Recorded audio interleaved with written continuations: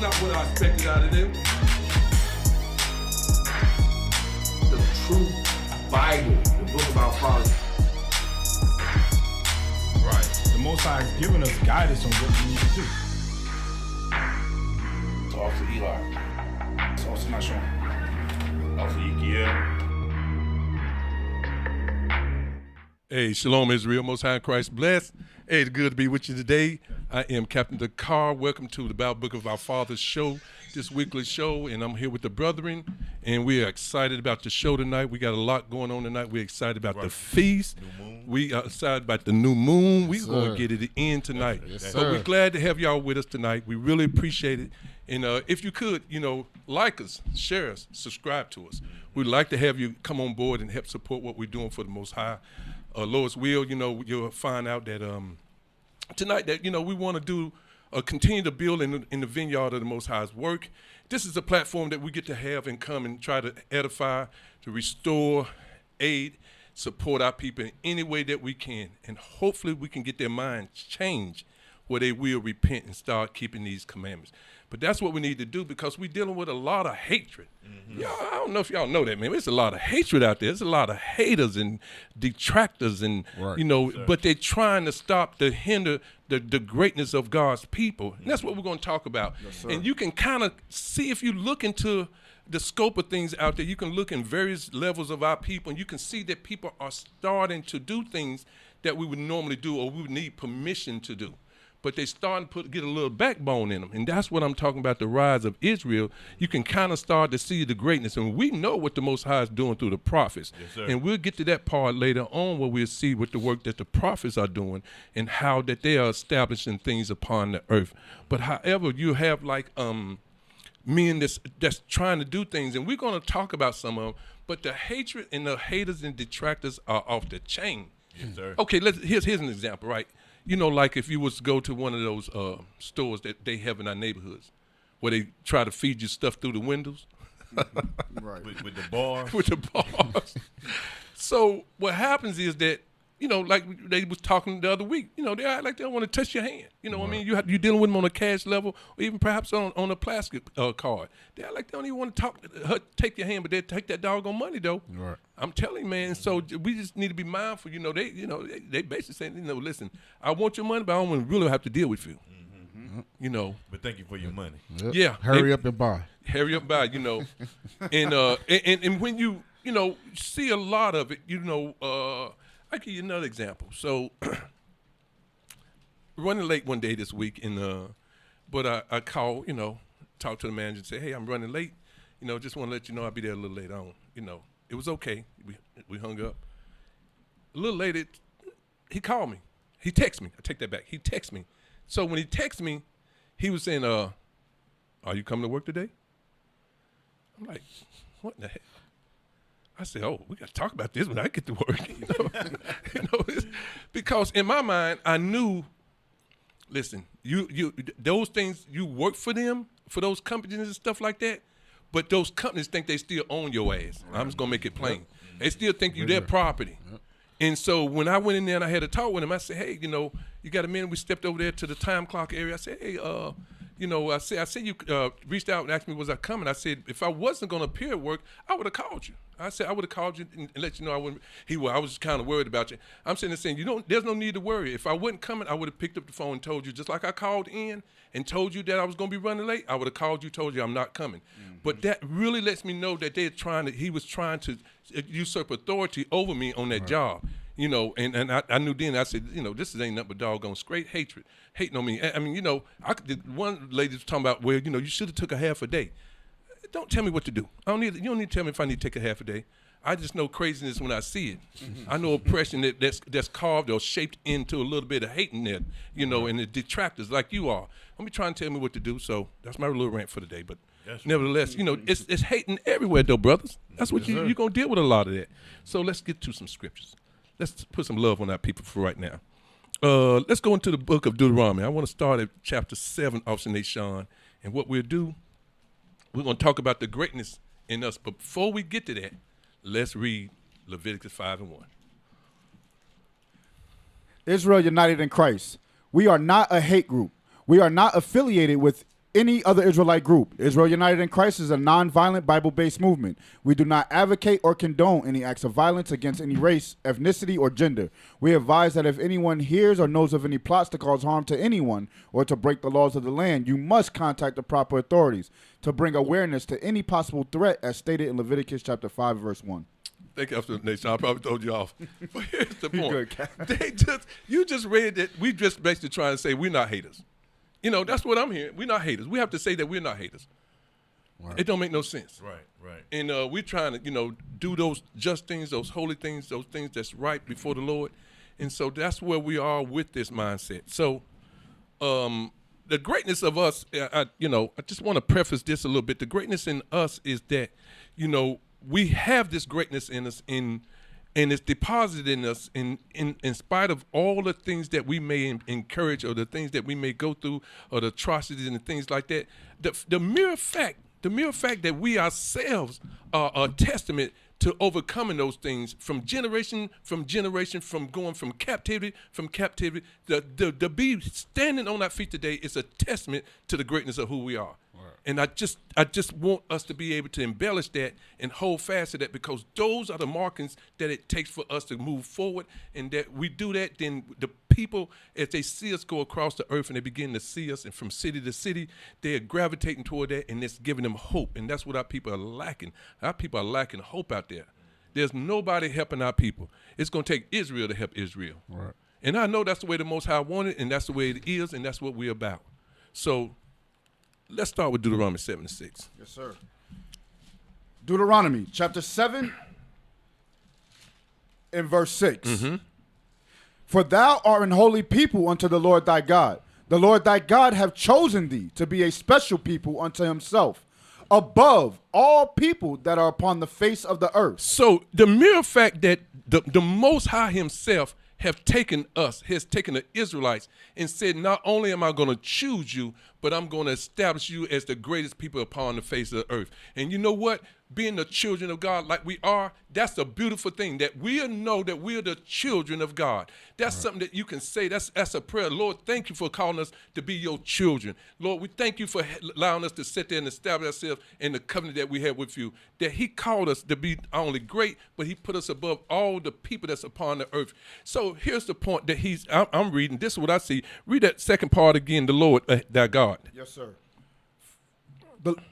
The Lord thy God have chosen thee to be a special people unto himself. Read on. Above all people that are upon the face of the earth. So listen, Israel, when we're walking by people, you say, well, we know that there are other nations, there are other nations out there. But God said, when you see their faces, he's reminding us to let them know, or that we should know, that I'm greater than you. All right. Don't be looking at them talking about you getting caught up in the jewelry, you getting caught up in perhaps things like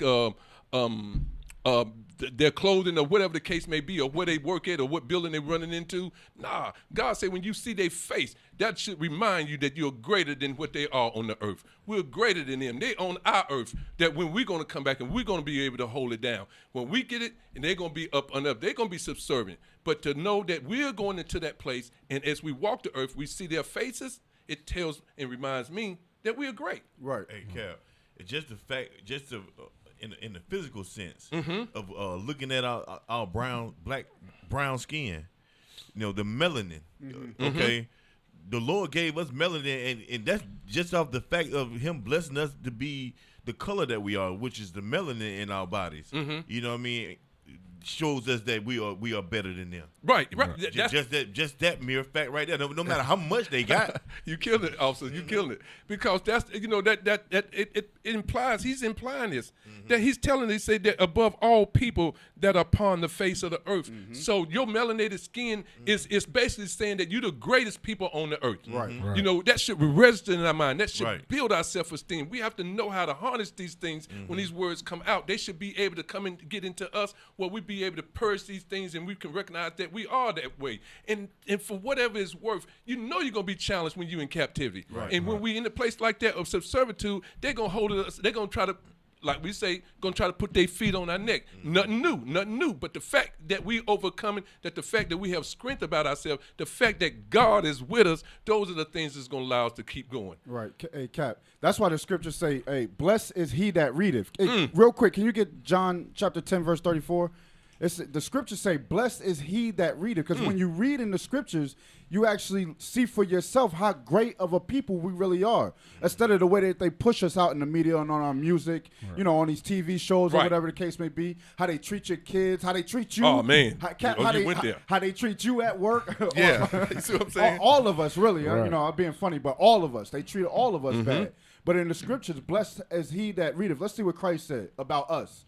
Go ahead. The book of John, chapter 10 and verse 34. Uh-huh. Jesus answered them. So Christ said out of his own mouth, Jesus answered them. Go ahead. Is it not written in your law? In your law. That alone right there is possessive. Your law. Who was the laws given to you? Given to when you read in Psalms chapter 147, verse 19 and 20, it was given to Israel. That's it. Is it not written in your law, Israel? Read on. I said, ye are gods. Ye are what? Ye are gods. Ain't nobody lifting our people up like that. Ain't nobody letting our people know how, like Captain Descartes said, how great we are as a people, as a nation. They're not putting that in our minds to be able to go out there and change our communities with that type of mindset. Go ahead, read that part again. Is it not written in your law? Uh-huh. I said, ye are gods. Christ said, the black Messiah said that ye, Israel, are gods. That's upliftment right there. That's right. That's self-esteem right there. That's all I got, Cap. Hey, go ahead. That's heavy because even like what you bringing out, Cap, and what they're also bringing out, even in our lowest state, even in that bum you see on the street, that prostitute, that drug addict, even though in they sin and they bottom, we still are better than of all people, and that's how great we are. But we just got to come back to these laws. That's heavy what you're bringing out. The fact that what it says, it goes into, and when he read it. And he was reading it, and it goes into where he talks about a special. These words have to resonate with us. We have to understand God himself said that we are special. How in the hell can we separate ourselves from that greatness? Go ahead. Cal, let me go back to that. Go back to that. Read Yes, 34 and 35 together. Yes, sir. Because he expounded on exactly what y'all saying. Read that. Jesus answered them, is it not written in your law? I said, ye are gods. Now read the next verse. If he called them gods, If the Most High in Christ called us gods, read. Unto whom the word of God came.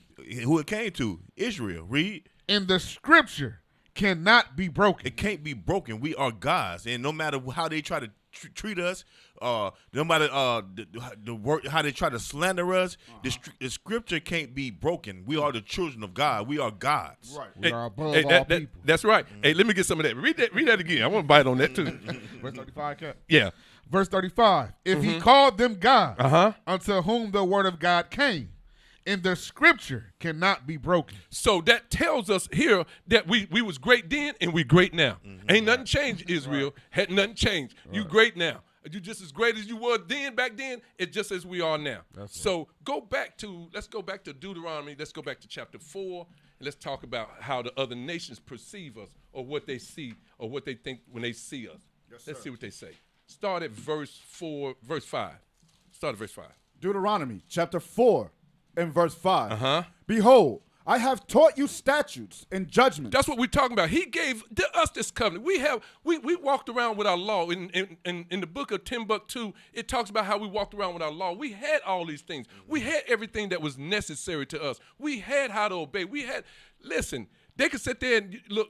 We know some people been wilding out on up there, up north on the East Coast and stuff like that. A lot of just craziness that's going on. That doesn't deter.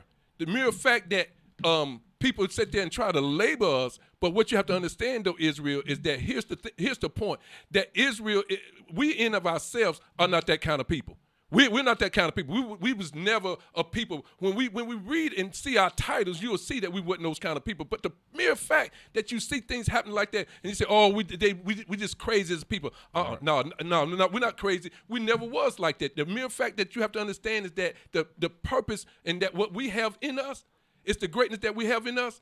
We don't act like that. We might be a disobedient people. Right. We might be disobedient, but we're not no doggone crazy people like that. We don't, that was Tyrone clone in America. That's all that is. Right. What you see. But read that again from the top. Deuteronomy chapter 4, verse 5. Behold, I have taught you statutes and judgments, even as the Lord my God commanded me, that ye should do so in the land whether ye go to possess it. Read. Keep therefore and do them.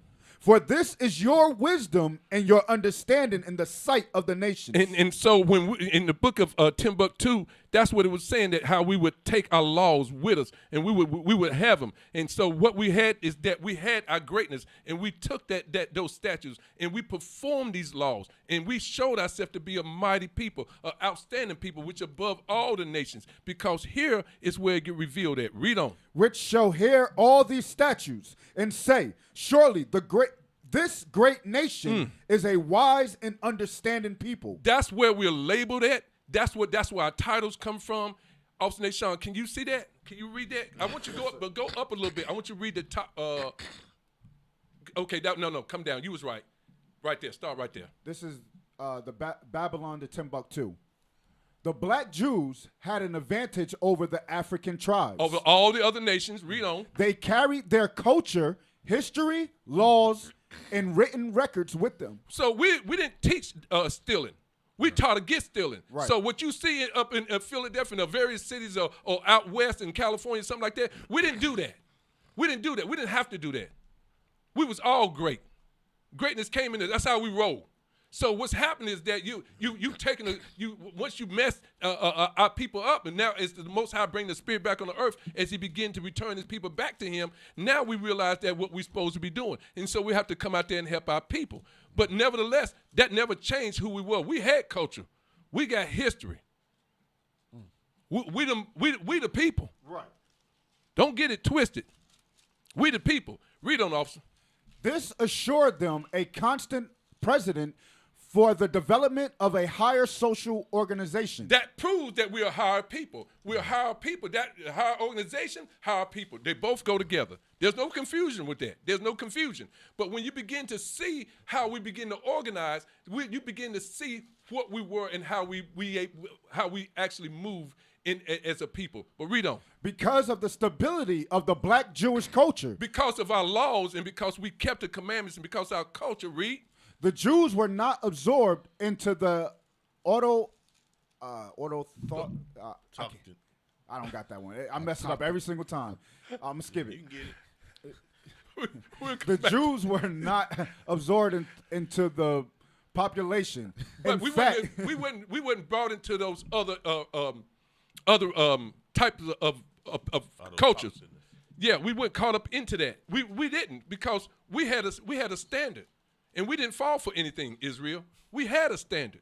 And so that's how we roll. In fact, go ahead. In fact, the Jews absorbed some of the native tribes. They were wanting to do what we was about. But read on. The Jews made use of every opportunity. They were an industrious and skillful people. In the Jewish Guyanan state were found kings, princes, governors. Whoa. What? Say that again. Go back. What was found in there? Were found kings, princes, governors, generals, secretaries, treasurers, revenue agents, judges, architects, engineers, doctors, historians, language interpreters, mathematicians, jewelers, sculptors, masons, carpenters, painters of art, goldsmith, leather workers, potters, armorers, saddlers, blacksmith, agriculturalists, etc., etc., etc., etc., etc. It goes on and on and on. Hey, Cap. Hey, yeah, go ahead. You know what's so heavy about this, Cap? Because it's letting you know when we went into slavery, when the Israelites, when the black Jews went into slavery, now we understand how these nations got to become a superpower when we was in slavery. Because look, these same architects and engineers was in slavery. So who you think built those kingdoms? Who you think built those empires? It's showing you right here. It wasn't the white men or Arab. It was us doing that all those great things. That's how they got their advantage over everybody else. Because they was using the Israelites. I want to make one point, Cap. Go ahead. Right there at the top, it says the black Jews had an advantage over the African tribes. They carried their culture, history, laws, and written records with them. Let me get that in Nehemiah 8:1. How you said the laws, Cap, and the history, because the Bible's all history, all laws. You know, and I'm pretty sure they had other records where they, as far as genealogy, whatever. But first and foremost, the history and laws goes back to the Bible. This is all written record. Read that. Nehemiah chapter 8 and verse 1. Uh-huh. And all the people gathered themselves together. All Israel gathered themselves together. Read. As one man into the street that was before the water gate. And they spake unto Ezra the scribe to bring the book of the law of Moses, which the Lord had commanded to Israel. Read. And Israel the priest brought the law before the congregation. And Ezra the priest. And Ezra the priest brought the law before the congregation. What he brought before the congregation? The law before the congregation.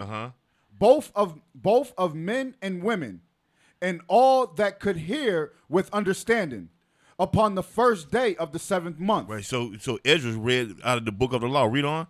And he read therein before the street that was before the water gate, from the morning until midday. In the morning, just like we go out to camp and we read and we bring out the scriptures to our people. That's what the prophets did in these times, during the time of Nehemiah. Read on. Before the men and the women. Before the men and women. Read like we do today. Read. And those that could understand. And the ears of all the people were attentive unto the book of the law. So all people was attentive to the book of the law, meaning like sometimes we have people that are attentive. You know, we don't. All of them are not scoffers. Right. You know. Right. That's a good point. So, but that goes back to we had our history and our laws, our culture. You know. Go ahead, Cap. I understood that thing. Yeah. And here's the point. I'm gonna help you out. I'm gonna go with you. Going back to the book, it says jewelers. It says sculptors, masons, carpenters, painters of art, goldsmith, right? Give me Matthew 13. I'll get to the point. 55. Matthew chapter 13 and verse 55. Is not this the carpenter's son? Read. Is not his mother called Mary? And his brethren James and Joseph and Simon and Judas and his sisters, are they not all with us? The point here is that, read it from the top again, is not this who? Is not this the carpenter's son? It's not this the carpenter's son. What we have to understand, Israel, is that when we have a family and we have a family structure, when your father comes up, he's a mechanic for 18 years. You don't need to be out there trying to be. Listen, we'll sit there and say whatever he want to be, but you need to be what it is in your family. That's a talent. That's a gift. It wasn't like Christ went out and done something different. Christ was a carpenter too. He said, "Is this not the carpenter's son?" He was a carpenter too. He was a carpenter. He didn't go into a different type of a career. A lot of times we have people that have established things in our family unit and they have already paved the way. Right. You just got to continue to build on that family legacy. Right. It doesn't make no sense to change and go a different course. I'm going to do something different. Well, the light stayed on with that job. The roof, the mortgage got paid on that job. What do you think you want to do something different? You can build on that. Your father might have had a one-bay garage, but you can build it up to a 5-bay garage. Right. You know, you was around him, you learned from him, you learned to trade, you know, so why not establish what was already built? That's the point I'm making. That you know, it's saying that it's not this the carpenter's son, it's not, you know, and he himself worked in that field. And so when you see that we have these talents and gifts, why our children are not doing what it is that what we're doing? Why are they going a different way? And oftentimes when they don't follow our path, it could be in education, it could be in, you know, as you know, what got judges there, you got engineers. There's a lot of things. But if you have a parent that has already established a doctrine, you should. Listen, when you look at the other nations, you watch. It say there was a guy I went to school with. He's an attorney in Gaston County, but his daddy was attorney. He was attorney. He raised his son up to be attorney. You see what I'm saying? Mm-hmm. We have to understand that we have what it takes. And where did they get that from? They got it from us. That's where they got it from. Hey, Cap, yeah, we definitely got what it takes. Even God said, hey, get Baruch chapter 3 and verse 35. Baruch chapter 3, verse 35. Our people don't realize how much God loves us. You see all these things that we... What's that noise? You see all of this noise. I mean, all this noise. You see all of this that that we carry when we went into these other places. You know, the laws. You know, we were painters, carpenters. Let's see what the Most High God said about the. Read that. The book of Baruch, chapter 3 and verse 35. This is our God. Stop right. This is our God, the God of Israel. All right, this is our God. What did our God say about us? Read. And there shall none other be accounted of in comparison of him. There is no other God that can compare to. There is no other God. There's no Allah. Right. There's no Kushner, no Buddha. There's no white Jesus. Right. There is no other God. Go ahead. He have found out all the way of knowledge. Our God have found out all the way of knowledge. Read. And have given it unto Jacob. He did what? And have given it unto Jacob his servant. That's what Captain Dakar was just reading. That's what we were just reading in Babylon and Timbuktu. Our God has given us all the ways of knowledge. So we are a special people. We are a great people. That's why they try to take everything from us. You know what I mean? They jump into our culture, try to take it. You know what I mean? They try to patent everything that our people invent. Right. They continue it always to steal from us. Because read that part again, verse 36. Verse 36. He hath found out all the way of knowledge. And have given it unto Jacob his servant. And to Israel his beloved. You see that right there? That's how much God loves us. That's all I got, Cap. Hey, listen, let's go back to Deuteronomy chapter 4. Let's pick it up at verse 7. And we'll read verse 7. I think we're going down to, we'll read the 8, 7 and 8. Deuteronomy chapter 4 and verse 7. For what nation is there so great, who have God so nigh unto them, as the Lord our God is in all things that we call upon him for? And what nation is there so great that have statutes and judgments so righteous as all this law, which I set before you this day? So we took advantage of that. So what we did was that we carried our culture and we would have our history, we would have our written records with us. It's basically saying in verse 8 that these are our statutes. And so you have people sitting there talking about we're a fractured nation. I mean, we're a fractured people. No, that's not the case at all. This proves not only that, but it tells us that we ourselves are a nation. We are a nation. You know, they bamboozled us. They call us, you know, all out our names. They call us all various types of people. But the mere fact that they don't understand, that they're hating on us, you know, that we're the children of God, we're the blessed of the earth, we're the salt of the earth, and they struggle with that because they know that now it's time, you know, is at hand, and things are changing. So the hatred is really bubbling in the earth, and the detractors there on every front. And we'll see a couple of things. I want to maybe touch on one of them. I guess. Let's do one. I might get them out of order, but just work with me on one. Let me show you this. Let me say this. There are detractors and haters, and there's a list of them. We can go into Psalms 83 if we want to.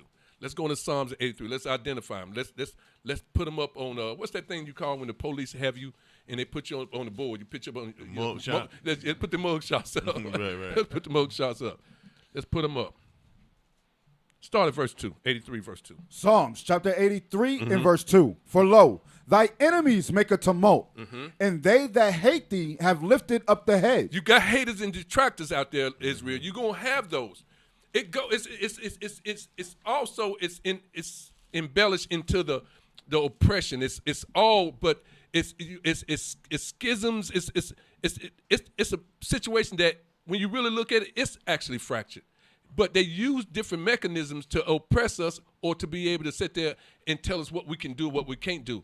But there's a slight rise in Israel that's coming up out of the earth, and we're starting to turn, and you can see that the people are breaking from the norm. And they're doing things that they normally don't do. And the opportunities that they're having, they're taking really advantage of them, of these opportunities that they have. And now they realize that if we let them do this, they can begin to take over more of the things that we're trying to, that was always given to us. After we oppressed them, after we withheld them for all these years, after we spent billions of dollars, when we get into that concentrated poverty, you'll see that how they spent billions of dollars in the early 1900s. You know, it's just crazy. It's just crazy, man. But we all know it's not anything hid. But what we just want to do is make an announcement to our people tonight about it as well, again.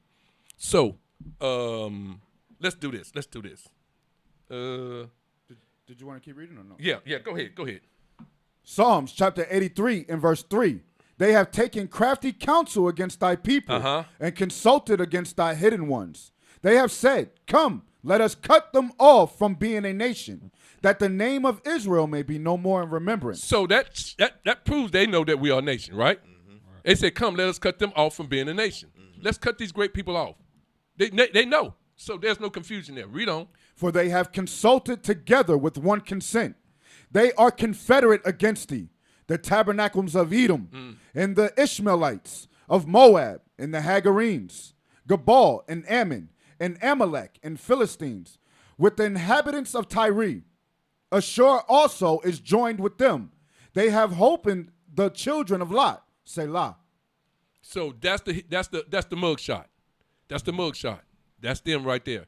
So what they done, I'll give you an example. So there's a lot that how the haters sit there and they'll hate to the point where they can get you killed.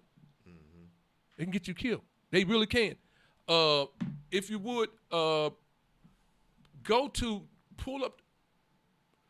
Okay, we'll go there. Pull up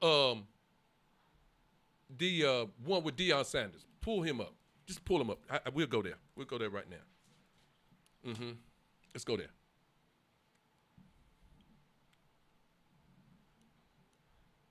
So we got a timestamp to it.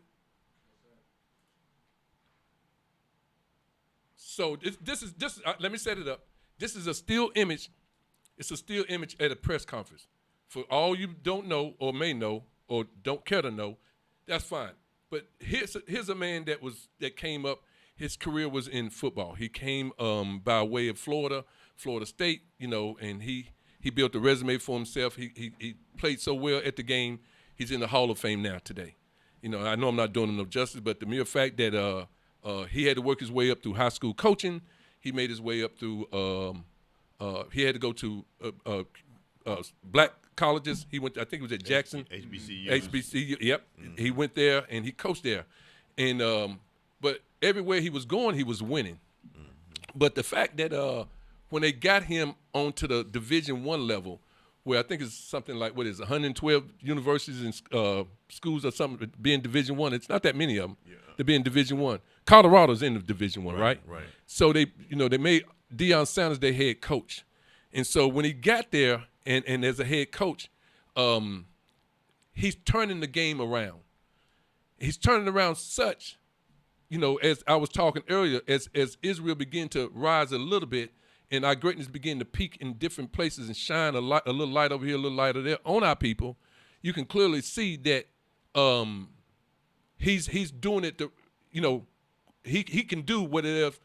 He can coach. Let me just make it plain. He can coach. And they withheld this man's talents. Not that they didn't, but when he got the opportunity, they realized he's a threat to the whole Division I. Now he's a threat to all the coaches. All the other coaches are talking about him. All the other coaches been making $9, $10, $14 million a year are talking about Deion Sanders. I think it's pay. I might be wrong about his pay. I ain't gonna mention his pay, but he's nowhere close to their pay that they're making. But they're all starting to talk about what he's doing because he's changing the game. Let's see how much love they have for him. Let it play.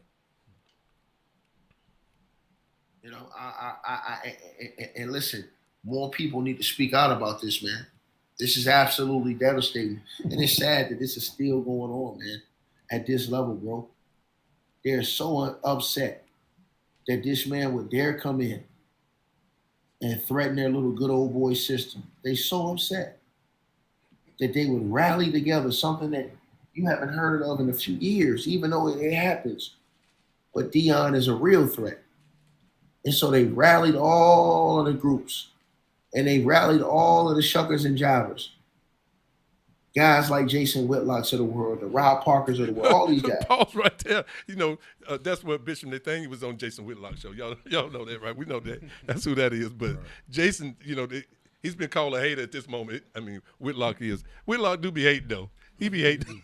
Whitlock hate on you, boy. I ain't kidding. So he hating on Deion. He said Deion ain't out there he ain't out there for the word of God. He out there to get money for him and his sons. So Whitlock kind of goes in and rough him up and stuff like that. But Whitlock been like that. He been hating on his people. You know what I mean? He always had a little hatred there, though. But Go ahead, play on. Right? And they're using these guys to try to tear this man down and break this man's spirit, and break his will, and break his soul, and break his heart, man. So And that the mere fact that he's telling it like it is, he just got into Division I. This is his first year, right? They trying to run his ass out now. They want him gone. They want him gone. You know, yeah. Yeah, but it's like you said before earlier.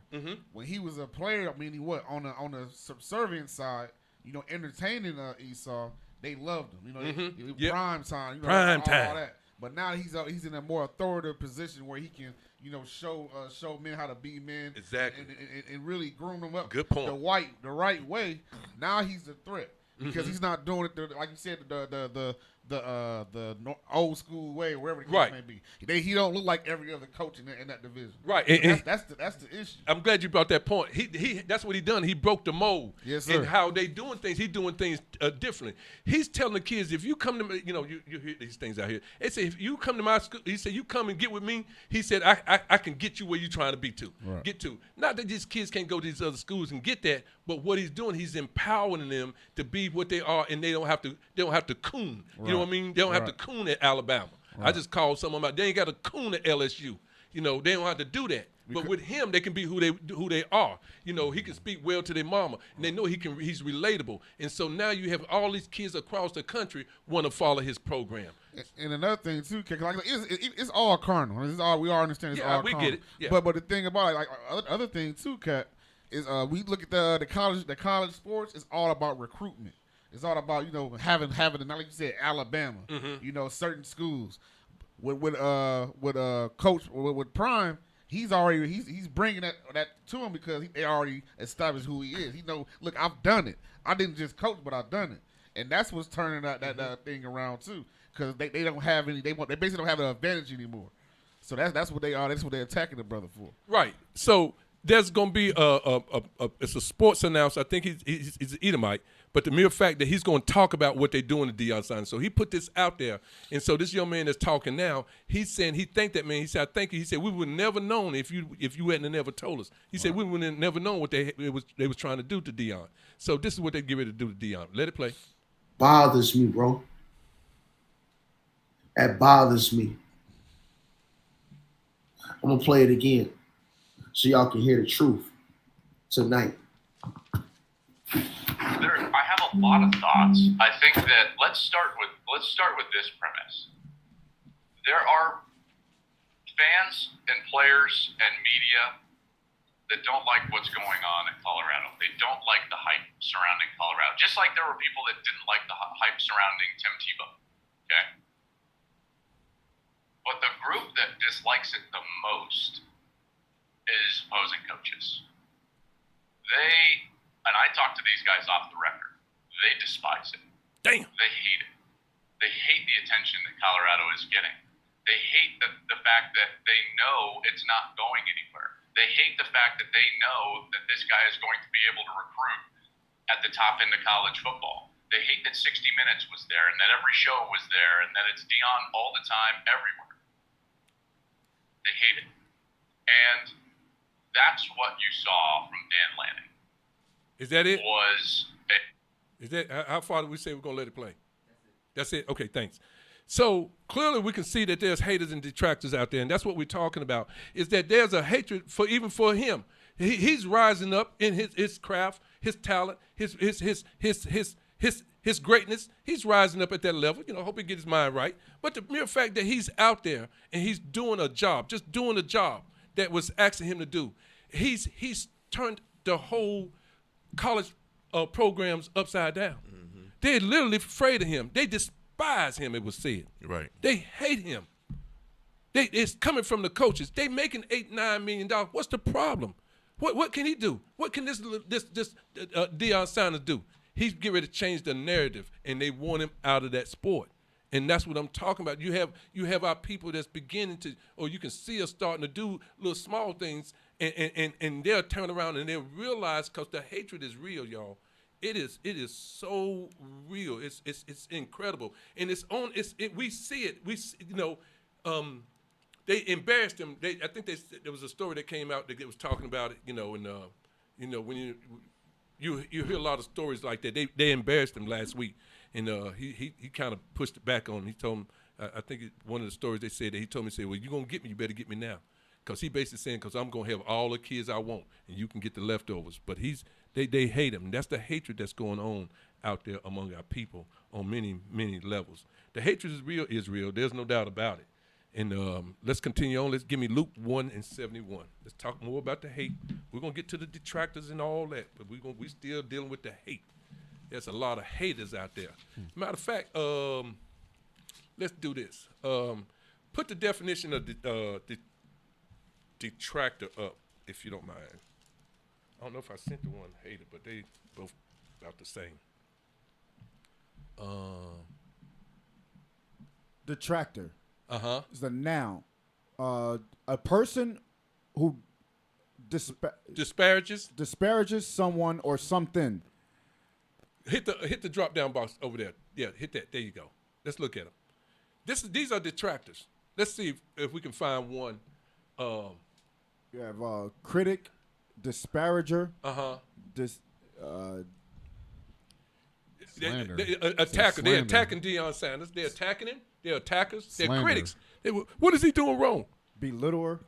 Belittling him. You know, they want him out. They don't like him. Slander. You know, they talking about one of the things that I heard also, they was getting on him about because, well, obviously you seen in the picture he had his shades on. They said that when he come into the room, you know, he need to take his shades and hats off. Right. Take his hat off. They getting on him talking about, you come in here and stuff like that. And that was his own people. They give him a hard time. Nitpicker. Nigga, you say what? No, nitpicker. You know, talking about his shades, they just picking on him for any little thing. Yeah, they want something on it. They're trying to find something on him. Let's talk about how he treating these kids. These kids is playing hard for him for a reason because they're not. He's not treating the kids just like they're just some type of object or go out there and make a play for me, nigga. You know, whatever the case may be. He's not treating them like that. He actually showing love towards these kids, so they go out there and they play their hearts out for him. Let's talk about that instead of nitpicking on his shades or whatever the case may be. I'll leave that alone. Those are the detractors. They're out there just like the haters. They're out there too. So let's go to Luke, chapter 1. Did I say 71? I think it's. You want to get straight to it? What's before that? I'm trying 68 or 68. Yeah. Okay, yeah. Let's do that. Luke chapter 1 and verse 68. Blessed be the Lord God of Israel, for he hath visited and redeemed his people. Read on. And have raised up an horn of salvation for us. For us. For Christ is for us. Read on. In the house of his servant David. Read. As he spake by the mouth of his holy prophets, which have been since the world began. It's always been us. We always had a divine relationship with the Most High. We always been the children of God. No confusion. Edify yourself. Give yourself a pat on the back. Give yourself a hand like Deacon Laba say. Give yourself a hand. Read on. That we. That who? That we. That who? That we should be saved from our enemies. From all the detractors and all the haters. That's the point. I'm telling you, that spirit ain't going nowhere. You're gonna have to get delivered through that, Israel. So we're saying just be mindful and understand your greatness. Understand that these things is gonna come. And just like you said, when you wake up, one of the elders was talking about, he said, when you wake up, what kind of hate is it gonna be today? Because it's coming for you. It's coming for you. I'm telling you, it's not gonna miss you. It's coming for you. You know, you could be trying to get gas or something like that. I'm telling you, it's coming. You know, so just be wise to it and see those crafty moves that the enemy is making. You know, just like they said in Psalms 83, it said that, you know, what can we do about stopping them from being a nation? That's the same thing they do on many levels with us every day. Right. That's what they try to do. They try to stop us. But go ahead. No, I see those two words, slanderer, defamer. Can we look them up? Just touch them. I think we can look them up. You want to touch on them a little more? No, I'm going to bring a scripture. Okay, all right. Psalms 50. Let's get that one, Psalms 50. Because, like you said, the hate is real, Cap. Yeah, the hate is real, bro. They coming for our people. Give me Psalms 50 and 16. 16, okay. They would jump down. And we don't have to read all this. No, you read it. That's fine. Psalms chapter 50 and verse 16. But unto the wicked God saith, what hast thou to do to declare my statutes? or that thou shouldest take my covenant in thy mouth. So the Lord is saying, what do the so-called white man or Esau, according to the Bible, have to do to declare his statutes? They don't follow no law in this book, unless it benefits them, So he said, what hast thou to do to declare my statutes? Read. Or that thou shouldest take my covenant in thy mouth. Because the covenant, the first and the second covenant has always been for Israel. Right. Read on. Seeing thou hatest instruction and castest my words behind thee. So they like Bishop always say, they read the Bible. Put your hand on the Bible in the courtroom, right? And then you throw it out. You cast it away. Yeah. Read on. That's them hating instructions. Read. When thou sawest a thief, then thou consentedest with. Jump down to 20. Just get to the point. Verse 20. Thou sittest and speakest against thy brother. Uh-huh. Thou slanderest thy own mother's son. So this goes back to Jacob and Esau. Right. Today they're still slandering us. Mm-hmm, mm-hmm. They're slandering us, and you look at the in the media. Okay, all the blacks, Hispanics, and Native Americans are gangbangers, drug dealers. Right. They don't take care of their kids. Okay, so they are slandering us because that's not true. Yeah, you touched on something. That was what I'm saying. It ain't true that just the fact they trying to come for Dion. They don't think a black man can be in that position. Mm-hmm. Okay, when they know he can, but that's that slander. Right, you see what I'm saying? Right. That's that slander. When he started to succeed in it, as he began to succeed, they were like, "Oh shoot, he looked like he coming for me." And they say, "Hey, so that's gonna open up a can of worms because you're gonna have other brothers that these other people that's into that life, they're gonna be attracted to." I listened to that guy that brought that story forth. I listened to it more. He had more than he had to say. I just kind of carved out that part that they was hating on Dion. But he goes on to make a statement in there. He's saying that you never have coaches come together because they all have to protect their own interests for their own team because they're getting paid by the university, right? Mm-hmm. But he was saying that with Dion, they come together, basically trying to say how the coaches asking them how can we beat them? Mm-hmm. How can we beat them? They said coaches don't normally talk about other teams like that.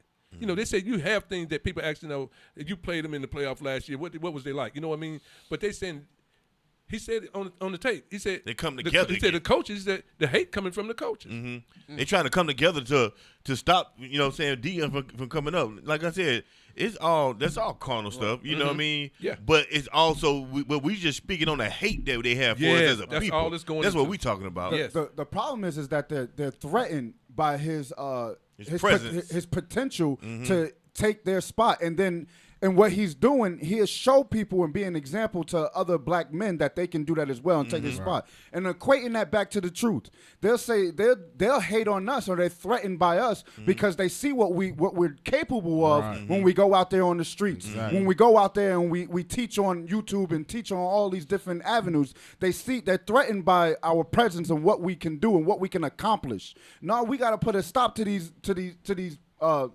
I don't want we got to put a stop to these niggas. You know what hurt them more than anything when we can roll through the projects deep as we roll through the project, and you see all our people, all the men and the sisters applauding us. You know what I'm saying? Right. That's what they scared of. Putting smiles on their face. Right. That thing like sticking a knife in them. Yeah. But you know what I mean? But here's the thing: we're going in. It's Chicago. Mm-hmm. It's Baltimore. Mm-hmm. It's Memphis. Uh-huh. There's the rough of the rough. The rough. I'm telling you, this is not. This is not a. I'm telling you, these are rough places. Mm-hmm. Please don't even go in there. Detroit. Mm-hmm. Come on. And our people, and it puts a smile on our people's face. Right. You know what I mean? That's what hurt them more than anything. It put a smile on their face. Why? Because they see hope. Mm-hmm. And that's what they threaten. They scared of that thing. We've been beating these people down for so long, and now all of a sudden y'all going to come through and try to give them hope? How dare you? How dare y'all do that? Nah. Oh boy, you leading us into the right segment. That's where we need to go. How dare you? They upset with that thing. I'm glad you threatened by it. Right. I'm glad you threatened by that thing. And we're gonna continue to uplift our people. We're gonna continue to build up our people. We're gonna continue to make sure our men know that they're kings and that they're gods and that our women are princesses. We're going to continue to build up our families in the way that God intended for us to be. Right, because that's what we was reading earlier, that, the people see and declare that surely this is a great nation in a wise and understanding people. Let's go back to Luke and read 71 again. That's the point. We'll move on. Luke 1:71. Luke chapter 1 and verse 71. That we should be saved from our enemies and from the hand of all that hate us. From all the haters and detractors. Those that despise what we're doing. Those that revile against us, those that, come against us, attack us, and even there's a word up there that we should say, censor us, because there's always an Israelite blackout somewhere. Right. They keep us in a blackout. Right. They don't make no doggone sense. And they always trying to defame us, and those are what we're having to deal with. And we, on many levels in our own personal life, having to deal with things like that ourselves.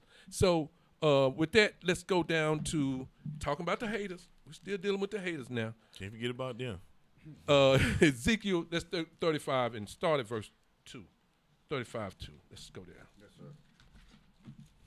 Ezekiel chapter 35 and verse 2. Son of man, set thy face against Mount Seir. So we ourselves have to be able to be challenged. When we get challenged, we have to be able to, set our face like flint. I'm telling you. You're in the spirit with that. I'm telling you. Read on. Son of man, set thy face against Mount Seir and prophesy against it. And tell them that, listen, you're going down and we're coming up. And that's what's happening. That's the fear. That's what we are basically trying to say, that they see that there's something going on. A lot of them know what the hell's going on. Don't get it twisted. They know who we are. They're the one that brought us over here. So they know who we are. They're not confused with that. Read on. And say unto it, thus saith the Lord God. So we got the message from God. We got a message from God. That's what it is. This is the message that God told us to say. Read on. Behold, O Mount Seir, I am against thee. God have a problem with you. You're not even liked on the earth. I'm telling you. We have to say those things. We talk about, what about Miss Nancy? Hell with Miss Nancy. You say, bye, Miss Laura. Right. The hell with Miss Nancy. You remember? You made me think about. I don't know if y'all remember. There's a scene. I'm going to the left now. There's a scene in Django where that lady got popped. Miss Nancy got popped down there. Miss Laura. Miss Laura. Yeah. Say bye to Miss Laura. Yeah. He said that's smooth too. Yeah. Read on. My bad. And I will stretch out my hand against thee, and I will make thee most desolate. I will lay thy cities waste. This is what's going to encompass. This is the whole matter that's going to happen to these people. You just wait. All this is going to come to pass. Read on. And thou shalt be desolate. And thou shalt know that I am the Lord. That I've chosen these people. I told them to speak against you. Read. Because thou hast had a perpetual hatred. That ain't nothing but haters out there and detractors, man. I'm telling you, on many, many, many levels. That's what we up against, brothers. That's what we have to fight with sometimes. That's what we have to fight through a lot of times. We do. It's on many levels. When we challenge and when we come back from the break, I want to deal with dealing with the poverty line. They talk about the poverty line. They talk about how they stage things, how they set things up against us. The hatred is real, brothers, and that's what I'm saying. I don't want us to not lose thought of it, but at the same time, when we was talking earlier, I don't want us to forget about the greatness that we have as a people too. Let's not move off that mark. And so those haters and stuff like that's script for us that establishes our going. So. I know we're coming up on a break. And we're gonna hit the reset button here for the second half of the show. Listen, Israel, we want y'all to like us, share us, subscribe to us. We're glad y'all here with us. We're about to take our break. This is Bible Book of Our Fathers.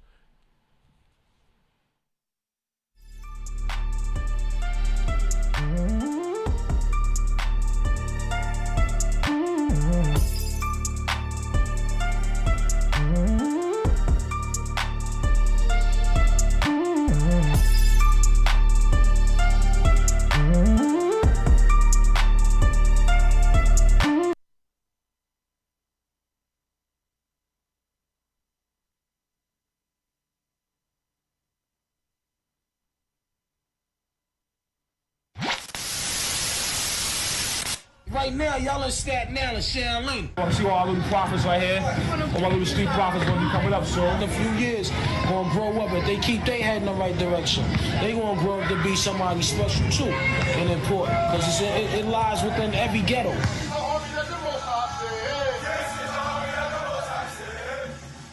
Love the organization to see the brothers united.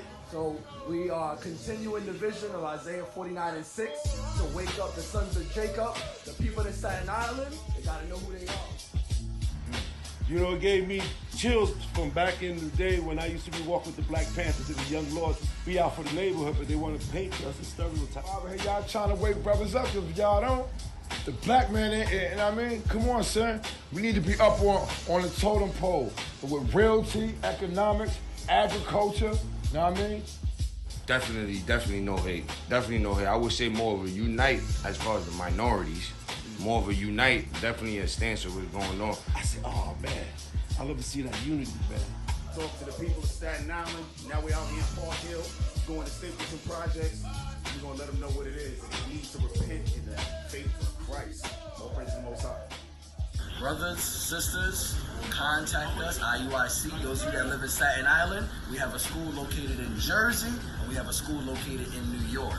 So all praise to the Most High. Let's get down to business and do the work. Shalom.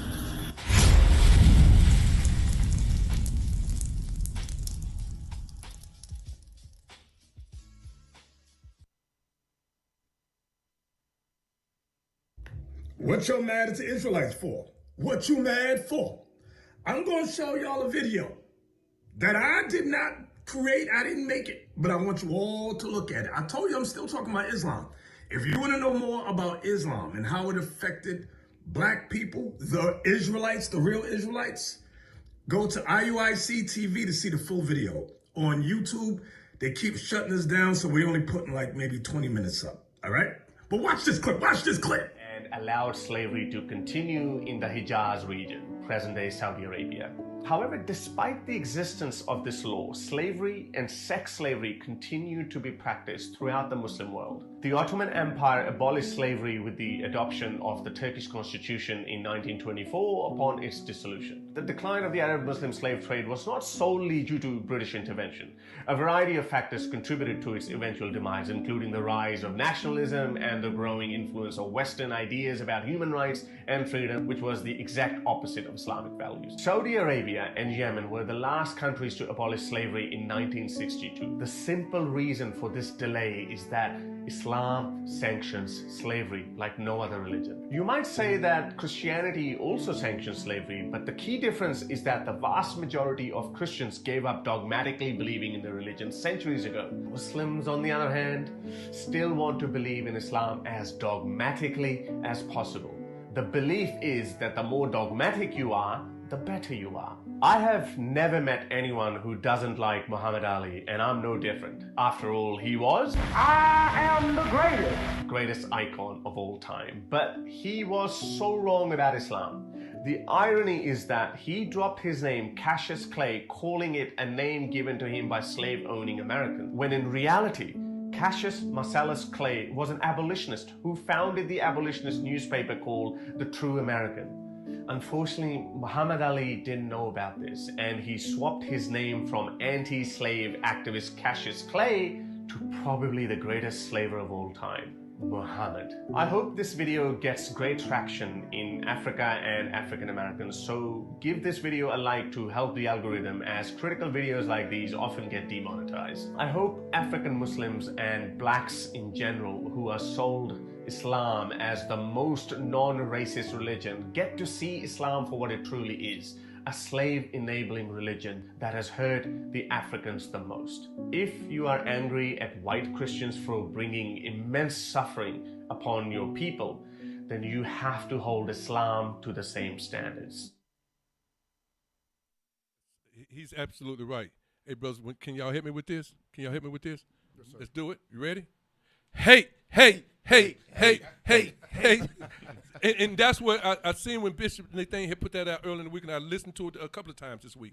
And I'm just telling you that like he said, that in of itself, you know, hate Islam too. You know how the judgment or the hatred that they have imposed on our people too. So he was saying that, and I'm like, wow, this is heavy. And then the other thing that that kind of that had me thinking is that we was up there. I seen up north. It was up north, Captain Yarn and the other captains was up there. I just want to say that we really appreciate that work, and also OR. We want to give them a shout out. Look, Israel.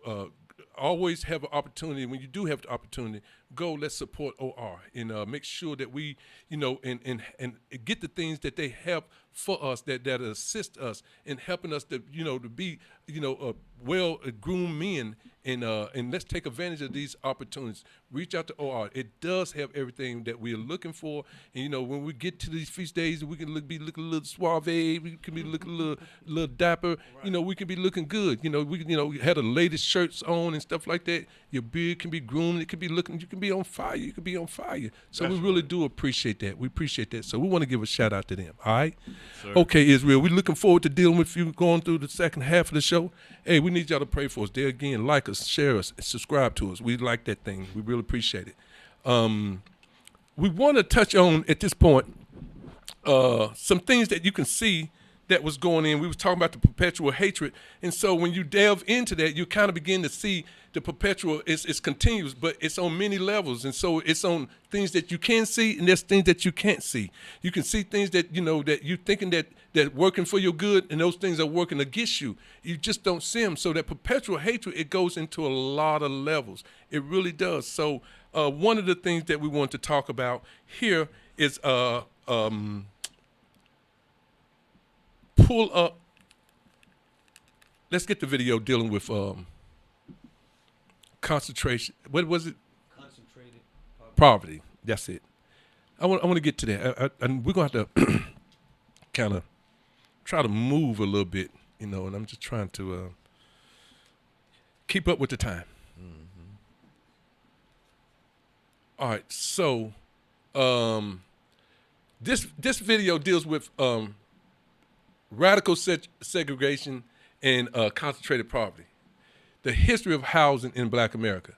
They put on our people. You want the American dream. You want a house. Right. That's the American dream. You should be a property owner. They push that on us, but they actually pushing us out of the neighborhood. And what's happening now on many levels, and we don't see it. They're trying to push us out of the country. That's right. They really, you sitting there saying, they changing my neighborhood. They moving my neighborhood. They gentrifying the community. They taking us out, and they moving in our neighborhood. That's code for they trying to get you out. We done built the country. Now they want us out. They want us gone. Mm-hmm. Y'all can go now. Yeah. Where we're gonna go. I was talking to a gentleman, and obviously it was about the laws. So he was my age. I think he's a little older than me. And the mere fact that I was talking to him about it, he said that Africa ain't our home. He said, America's our home. And we went through everything. He got to the conclusion that he said, there's no way. He chose this place. He said, I've been here my whole life. That was his point. I think you told me about this brother before. Yeah. I told you. Don't steal the thunder. Don't steal the thunder. Oh, no. But no, he felt. I'm like, Leonard. It's more to it than that. And but he really felt on the soul on that thing. So he said, this is it. This is home for us. So he didn't see none of the other things that the Most High have done for us. So, that's what you have. That's what you have. So let's play the video. No, that sounds like David. Man. Like many songs will tell you, bullet holes left in my peepholes. the story of what housing and other living conditions look like for many Black Americans is pretty bleak, and that's by design. She said how they done it is by design. That's when they built the ghetto in America. When they built it to let us know that not only did they do it by design, the government itself created the ghetto. The ghetto, that's just like they created, they cloned Tyrone. It's all a creation. All this is through manipulation, and that's what we're talking about. The hatred is real, because when you see that how they formulate, the Bible say they sit up, all night looking, to come up with these crazy ideas that they're testing and trying on our people. It just goes on and on, and yeah. Cap, when you look at how things are still playing out with us over here in America, how they drug us over here from the shores of Africa, okay, and Europe and so on. But if you look at the way things are going, like how you had the Tuskegee experiment. I was thinking the same thing. You had how they would operate on us. That's how they got so far in with the medical field. You know what I mean? Because they use us as those guinea pigs. They doing the same thing with the rap music, with the television. We still that science experiment. That's what we had to realize. It's still we are still that in science experiment that they've been experimenting on since they brought us over here. We still the same science experiment, but in all this stuff that they doing, the music, everything is off. Is they using us as the test that we are their experiment, and that's what and all people are a product of that experiment today. And you can still see it. You can still see that they're still experimenting. I said what you bringing out. I forgot about that woman this week. I think what's that attorney name that he's real popular? He's with everybody. The brother from South Carolina, Crump. Benjamin Crump got with that family. I don't know. One of y'all might have look it up. But Benjamin Crump, that family got that settlement where they used her genes and stuff. Henrietta Lacks? Yeah, Henrietta Lacks. That's her. I think there was a settlement came out. And pretty much what happened was that this was back in the 50s. But she, the family got paid real well. I don't know what I didn't go too much into the story, but they said they got paid real well.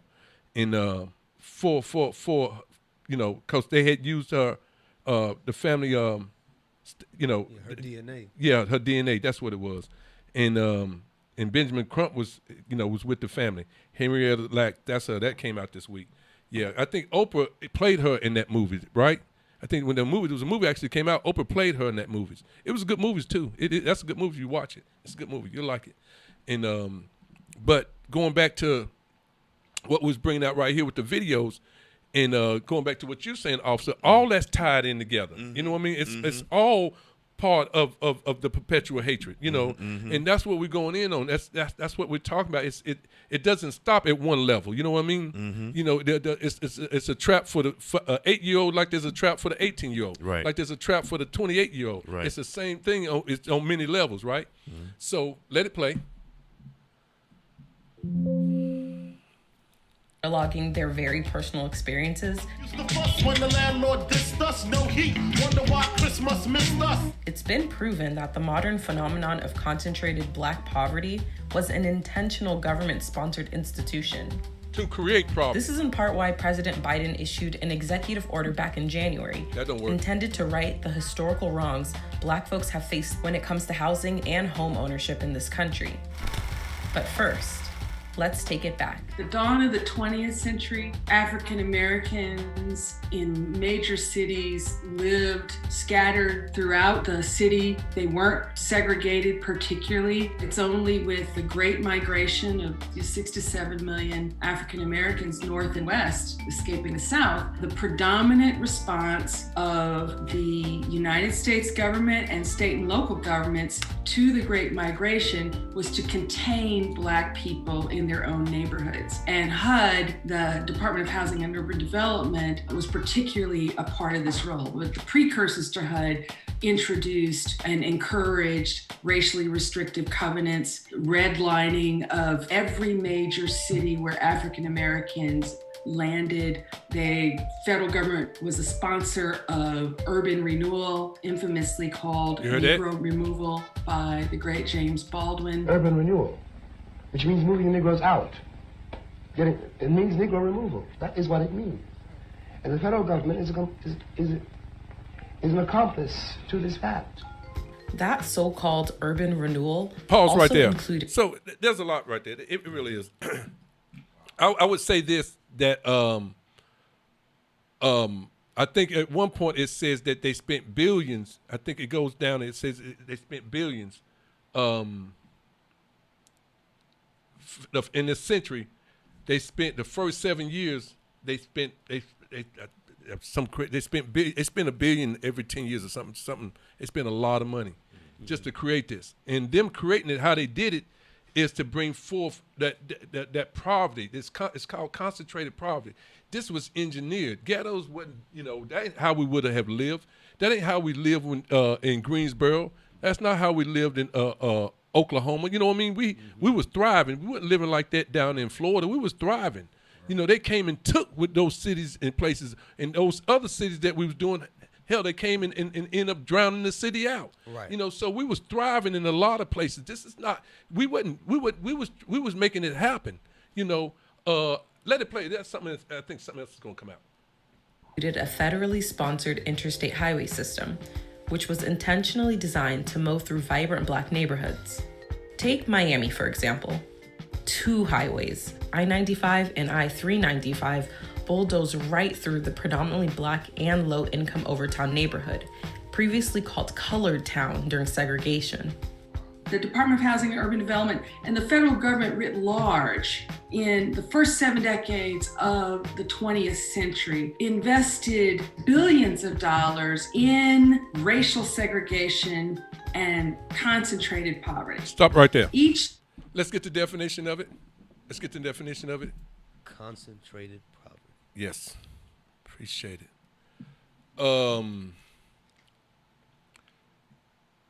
Well, we using the term, the hate is real, and haters and detractors, but when you really take a closer look at it, you can see how they trying to even separate us and hold us down and hold us back, and that creates a narrative for them. It sponsor their prison system. You know what I mean? They benefit off of this. This is not. It creates the education system where they can, manipulate us and, turn us into Tyrones. You know what I mean? Right. It has its advantages to it. They know the outcome. They know how they had structured it. So when they put it in place, it was to bring forth other. It would break up our family. You know what I mean? It would break up our families. Mm-hmm. They knew it would do that. And and you slide in welfare in there, and then you can really start to tear down the family structure. Mm-hmm. Because in those days back and then, we was I think there was I read somewhere like it was like 80% of the households were in Black families was married. We was jumping the broom and everything, but we weren't wilding out there. Mama them stayed with grandmama them stayed with their husbands. You know what I mean? Mm-hmm. Until the day they died, they stayed with them.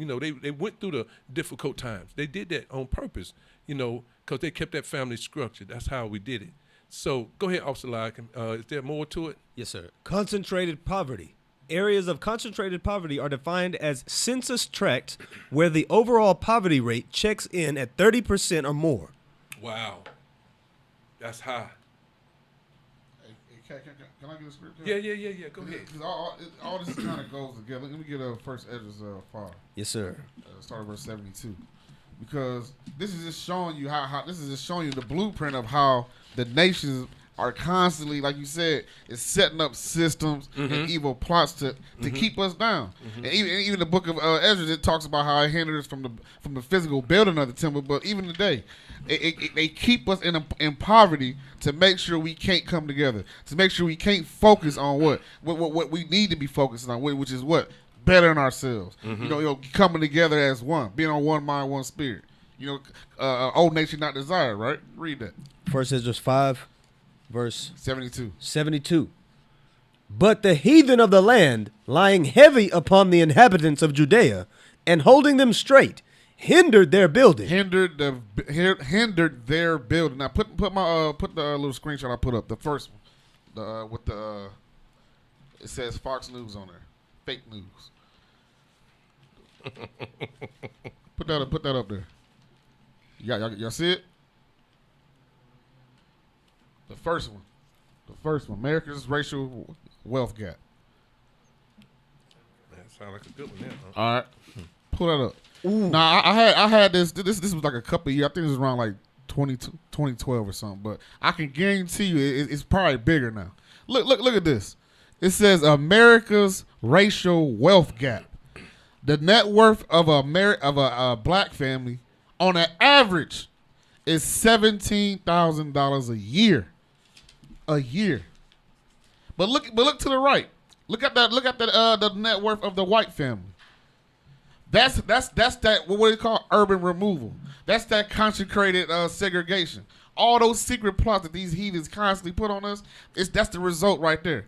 That's why the Abraham Lincoln and the thought of so-called freedom of the slaves. That's how it benefited them even more. Because look, they just give us just enough just to get by. You can't live off of that, and they understand that thing. That's that hatred that the captains are bringing out. They're not going to allow you to be equal with them in this system. They showing you right there every day. 17 grand is the average network of a black family, and guarantee that family is most likely broken, right? It's not going to have a father and a mother in it, right? But it's giving you, it's showing you. This is the evil plot that they shown that the captains bring up. We're talking about urban renewal and consecrated segregation. They've been doing these things, but they had a plan before they even took the chains off. That was the plan. Keep these niggas in slavery. Keep them in poverty. That's all I got. Can I get a script? Yeah, go right ahead. I want to kind of yes, sir. Looking at that, go to Micah 2:10. See, this is what the Most High is telling us in Micah 2:10. Read that if you're on my off. Yes, sir. You know, look at that, $17,150 compared to $171,000. So this is what the Lord is saying. Read. Micah chapter 2, verse 10. Uh-huh. Arise ye and depart. Uh-huh. For this is not your rest. God said this is not your rest. Because look at this. These people are fighting against us to keep us down in that subservient level. Right. Okay. God said no matter how much you try, you're not gonna. It ain't gonna work for you. Read on. Because it is polluted. Because God knows things that we don't know. It's polluted. The Lord said it's full of sin. Right. Read on. It shall destroy you. And that's what it's ultimately gonna get you destroyed. Read on. Even with a sword destruction. Uh-huh. Is that it on that? Yes, sir. So my point is the Lord knows that it's people fighting behind the scenes to keep us down, to keep us being a downtrodden people. Look at this. This don't make no sense. And so the Lord knows, hey, it's not your rest. It's not for you. You here to repent. Right. We here to repent and keep God's laws, find out who we are, and teach our people who they are, and move on. Okay. Okay. Yeah. We we're gonna plant gardens. We're gonna marry, and we're gonna do those things. But we got to keep the laws of God on the front of our mind. Go ahead, Kat. No. That was a good point you brought up. I'd like to, if you would though, also like him. Let's go back to the part about the concentrated poverty. Okay. Right. You didn't want that chart, did you? I do want the chart. That's what we're going to talk about. We're Okay. going to talk about that. Gotta have that chart. Yeah. I'm going to talk about that. I posted the chart, y'all. Okay. Well, And that was heavy what y'all was showing. That right there, I'll say that's what they created. That was the whole thing about it. It was to give them in. You got to imagine, back then we ourselves were we was bringing up places like Greensboro was coming up, places in Florida, places we was bringing up places too. They realized, oh Lord, we can't let them. We need to tear down what they building. They're outracing us. Right. And then they had to put things, use the government, right? Spend billions of dollars to even put it. Keep that gap. Yeah, Keep to that gap. not only keep the gap, keep their ass down. Right. That's what they worked on. And here it shows. Look at where it's concentrated at in that area. Where you see that? You see right there in the South. Okay, in the South. Yes. Yes. That's where it's concentrated right there. And that's below the poverty level. But if you look at the statistics of the non-Hispanic whites, that's the lowest one. You notice that, right? But you also notice, zoom into the numbers on the right side. Zoom into that part. Now watch this. So it's the red is 2000, the white is 2007, and the blue is 2013.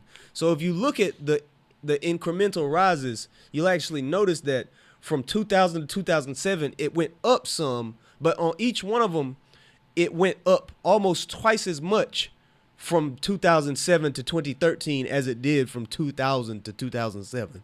So that concentrated poverty, and you was talking about the escalation of it. That this chart here, these numbers, these figures demonstrate that. All right.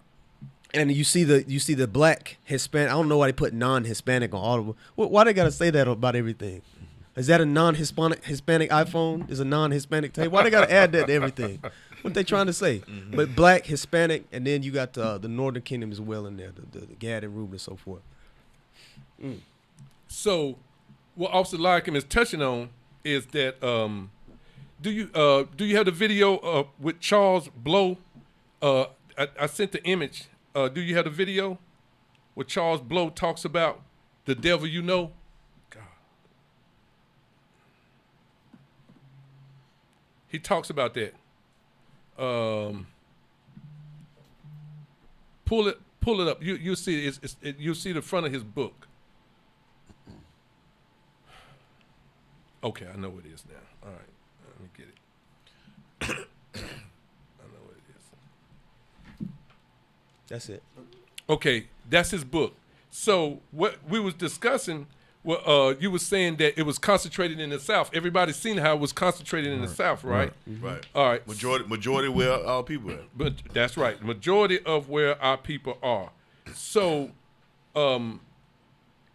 did I send you the video with? Let me see. All right. Play. You got the video? Okay. That video, I want you play it from the beginning. I think it's just, it says it in the very beginning. But this is, let me get out front. This is, there again, we're talking about the rise of our people. And so what you have, Israel, you have things like, we kind of mentioned Deion Sanders. We'll talk about the judge. I'd like to talk about the judges in Texas, you know, how they coming up in the power realm of these judges. Like, it's like 12 black women, you know, came up and took over seats in Texas as judges. And you have, like, he's saying that his manifesto with black folks is, he's asking us, you know, he's saying to us is that let's leave, we migrated to the north. He said, let the migration begin back to the south. So he's asking our people to come back to the south. So he wants us to all come back to the south. And he's saying that when we get together, we concentrate down like the poverty levels down here. Mm-hmm. And he's saying that once we bring all our people back, because that's where they left. A lot of our people, you know, we know they left the south, you know, because of the Jim Crow laws. They got the hell out of here. Hell, we stayed. Look how we acted, crazy as hell. We still left. Okay. So he's saying that's what he's about. That's what his whole book. He said the devil, you know who he's talking about, the devil. He know who he's talking about. Right. He tells it, and they run him off CNN. Mm-hmm. And so he writes this book. Let it play. Op-ed columnist and author Charles Blow has penned a new book. It's called The Devil You Know, A Black Power Manifesto. It's a roadmap for overturning white supremacy, he says. He has moved to Atlanta, Georgia, after living in New York for 25 years, and he's now proposing that other black Americans up north do the same to boost their political power in key southern cities. Here's our Hari Srinivasan talking to him about why now and how it would work. Pause right there. I want to touch on something. You know, they're not using the Bible. That's they're far from it. But the point I want to make, that they realize that there's strength in unity. And some of them are trying to harvest the spirit of God, meaning that they're trying to, you know, some might try to do it through financing, for an example. But he realized that if we concentrate, we go back and we establish ourselves, then we can be able to regulate or begin to take care of our own people. You know what I mean? We can put the laws, we can put the judges in seats. And that's what I found out a while ago. You get a lot of black judges and stuff. We can be able to harness or be able to govern ourselves. That's the kind of the direction he's trying to go in. I'm not speaking for him, but you heard that he said that, everybody, let's come back to the South. You know what I mean? Let's bring all our goods. Let's bring our education that we got from up north. Let's bring it to the South. You know what I'm saying? Let it play. Practice. Christian, thanks. Charles Blow, thanks for joining us. The majority of the book is outlining an idea that is not a thought experiment for you. You're living it. Explain the proposition. The proposition is simply to return to the places where you were majorities or large percentages of the population to consolidate political power. Before the Great Migration, 90% of all Black people lived in the American South. At the end of the Civil War, 3 Southern states were majority Black. Another 3 were within 4 percentage points of being majority Black. Every Southern state had a large Black population. Pause right there. Here's the question. One of the states he's talking about was populated. Which one of the states in the South that's mostly populated with Blacks? Is it Mississippi? Mississippi. It's Mississippi. I think it's Mississippi. It's almost 40%. Wow. Y'all can fact check it. I'm just saying, but what he's, but that same state that we're talking about, it has the most poverty in it too. Exactly. I hear you tell the folk. No. I'm just saying it. It's pretty rough out there. It is. And they ain't. Obviously, what happened in what was it, Jackson? They ain't trying to give them the water. Getting water was messed up. Right. That's what that guy was coaching football. He said they had to go to the swimming pool or something. I think it was crazy. Okay, I digress. Mississippi. Yep. What's the percentage? It says 37 on this statistic 37. right here. Wow. It might be more. It's probably more than that. You know how they do. Right. It's some of these will say Texas, but I think Mississippi. No, it's not it's Texas. Mississippi. No, it's not Texas. Okay. Because because we're going off percentages, Mm-hmm. not numbers, but percentages. Yes, sir. Yeah, that. I know it's Mississippi, like number 1, Louisiana, South Carolina, Georgia. Those are like the leading percentages as far as like states. Mm-hmm. Hey, Cap, may I get a scripture? Yeah, go ahead. 2 Thessalonians chapter 2, verse 7, because it's the book titled "The Devil You Know." I mean, you know him, you know who he's talking about. Mm-hmm. He that hath the ear, let him hear. The title already denotes the particular devil that he's speaking of, and he details the things that were done in that book. You got that for me? 2 Thessalonians chapter 2 and verse 7. Uh-huh. For the mystery of iniquity doth already work. It does already work. You already know him. He is the devil you already know. That wicked, right? Mm-hmm. Only he who now letteth will let, until he be taken out of the way. Like it says in Revelation 17, talking about the Edomite kingdoms. One already is, he's the devil one is, and the other one is coming, and is of the 7th, the 8th head, which is America, which goeth into perdition. That's that he that letteth, and then he that will take him out of the way is the Most High.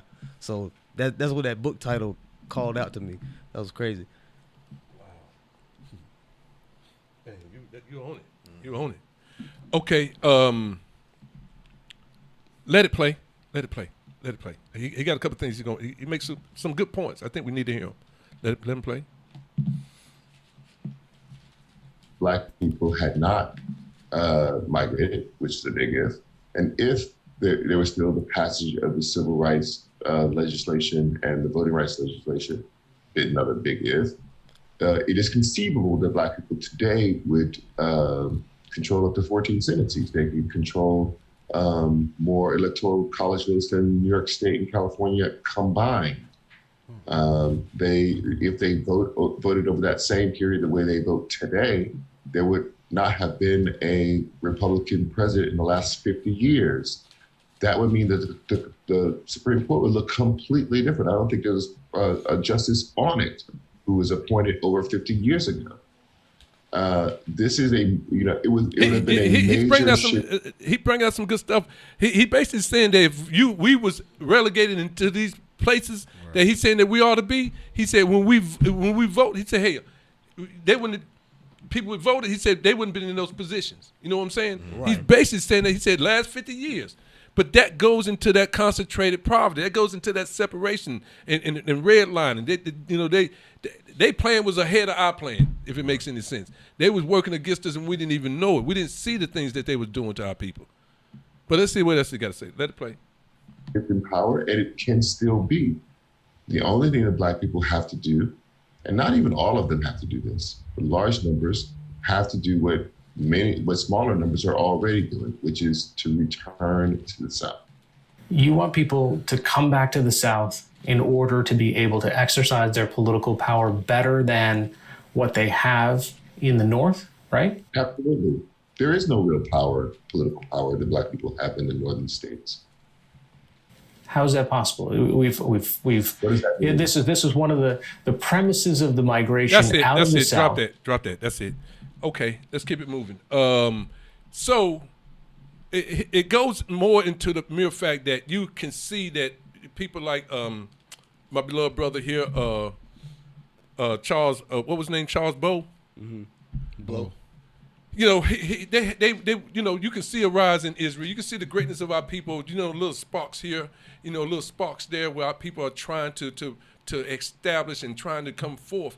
And those things are good. They are truly good. You know, we're glad to see them. You know, because you know we through all the things we've been through. You know, we was touching on that poverty, and so those things are there. They're there. You know, they bring forth. You know, it goes on to say that I wrote some things down and took some notes out of it. It's, you know, the history of Black housing, and it's talking about it's all throughout America. It's in every major city. Right. You know, what's the new word? What's the word that we're using today? And it was called concentrated poverty back then. But what's the new word that we use today? What they doing today? What's the word we use? Ghetto. I mean, what's another one when they come in and they take over our neighborhoods? What do they call? Gentrification. That's it. It's the same thing. It's the concentrated poverty. It's the same thing. It was back then. That's what they called it. But now that's what it's called, and that's what they're doing. They're doing the same thing. It's the same trick. They ain't changing game plans here. You know what I mean? They're just performing what they wanted to. There's the dictionary of it. Let's bring that out. Read that. Gentrification, the process whereby the character of a poor urban area is changed by wealthier people moving in. So you have in Charlotte, you name the cities. It's happening here. DC. Charlotte, it's happening real bad in Charlotte. I mean, they moving fast. They hustling. It's happening here in G-Town. I mean, you can see that it's going into, and they're coming into the urban areas. They're coming to where we are. Yep. They didn't say they going out to another part of the country or the state or the city. No, they come. We come to get what you got. They should just move out of the way. You know, we get ready to take what you got. Yeah. Let me take that. Like you said, Kat, they going at a rapid rate because you would see them. They come through and just plow the whole housing place down within months. Now you got brand new apartment buildings and houses up. You know, right? I mean, within months they doing this thing. Think about it. When they come in there in your neighborhood and they put their houses in there and they build up their wealth in your neighborhood, then they attract a new business that moves you out. You're not even economically based on the chart that you showed $17,000 versus somebody's got $171,000. You can't even buy their Starbucks coffee out there. You in trouble. Right. You in trouble. I'm about to send some IT team. You see that Starbucks, man? You already know. You already been ruled out. That's the first sound. Huh?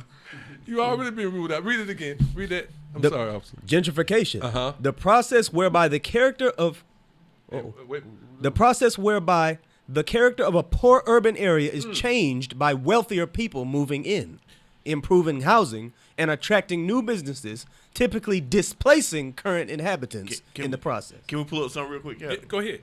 Go to the Wikipedia. I just sent something. Go to that. Put that up. Okay. Go down to the demographics. This is DC, nation capital. Okay. Go down. Demographics. Keep going.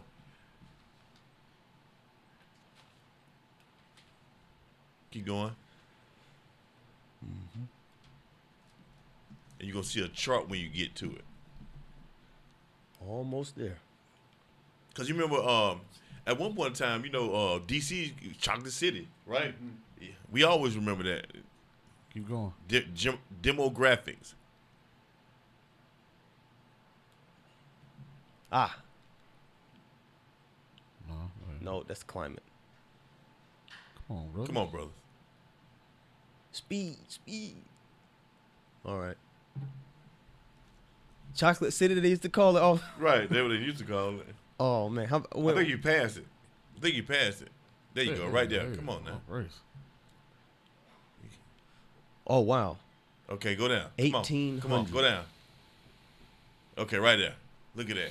Okay, from 1970, black, 1990, 1970, you had 71 to 6. Come on, let me get the chart right there. You had 71 to 65%. Now in 2020, look what we at. We lost 30% of the population now, and look what Esau at. Wow. The numbers flipped around. Right. So that's a point right there. It's showing you, and they document it. That's that urban removal right there. They document it. They put it in. They put it in their Wikipedia. Right. You know what I mean? And their encyclopedias. They still put it in there. Not knowing.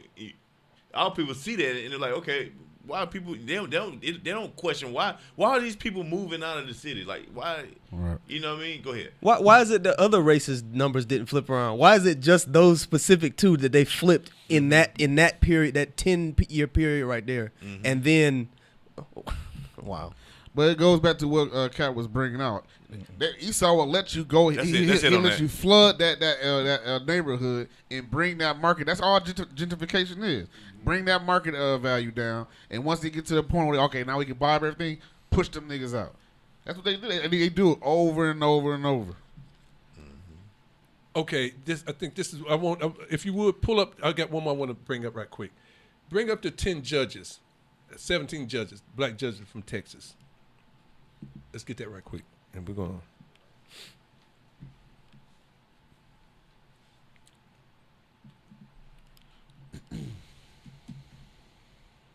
Houston's own Lisbeth Ariano. My pleasure to do what will probably take the longest of any single thing in this event, and that is introduce you to our new judges and officials. Do solemnly swear. That I will faithfully execute and defend. Preserve, protect, and defend. The Constitution and laws of the United States. Will to the best of my ability. Pause right there. What I want you to see, Israel, is that's what happened. These 17 judges come up. The point we're talking about, Israel is on the rise, but there's a spirit of excellence that God has put in us. And there's no denying the greatness. There's no denying it. Put the sisters back up. Let's put the sisters back up. Listen, to be a judge, you got to go to school a long time. Yeah, let's give them their due. There's some work they put in right there. I'm serious. And for them to do that and to be able to, obviously it goes into their affiliation in politics. That's not the point I'm bringing out. That's not what we're talking about here, Israel. We're talking about the greatness of our people, and so we can see that we do have the talents that the greatness is still in us. In spite of the things that we had overcome and went through, our greatness still shines. It doesn't. The greatness hadn't been taken from us. That's the point I'm making. Right. We still have the greatness. Okay, drop that. Give me Psalms 105, verse 13. Psalms chapter 105, verse 13. When they went from one nation to another. Hold. Wait, let me get with you. Hold on. Let me get it with you. Slow down. Yeah, he kicking that thing in. Go. What was that? Psalm chapter 105, verse 13. Start there. Yes, sir. Okay. When they went from one nation to another. This is going into our history. That's what it's going into. We went from various places, and it explained more. The words here, it's the same thing. When we went to these nations, we was in captivity under these nations. Right. So it says that. Read it from the top again. When they went from one nation to another. So when we were up under, who was in one captivity, and we would go to another captivity. The Most High had already wanted these nations not to deal with us any kind of way. He says it. Read on. From one kingdom to another people. We went to one captivity to another captivity. Read. To another people.